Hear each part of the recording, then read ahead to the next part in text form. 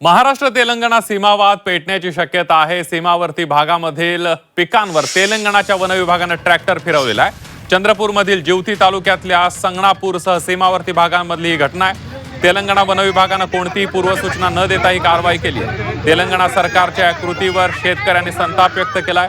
या घटनेमुळे सीमावर्ती भागातील तणाव पुन्हा एकदा वाढला असून शेतकऱ्यांकडून नुकसान भरपाईची मागणी केली जाते।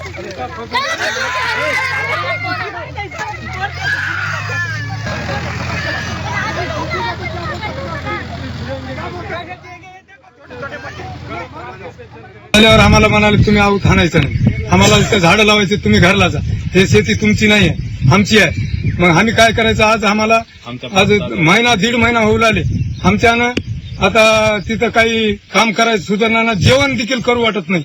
रोज उठल्या इकडे बघायला गेलं ते लोकही आलेत रामपाऱ्यापासून। मग आम्ही करायचं काय? कोणते कागद दाखवले? काहीच नाही, जाळून टाका म्हणते। हे बॉर्डरवरले मराठी लोक, तुम्ही आमच्या आंध्रात राहायचं नाही, तेलंगणामध्ये तुम्ही इथून उठून जा, तुमचं काहीच नाही इथं, असं म्हणाले।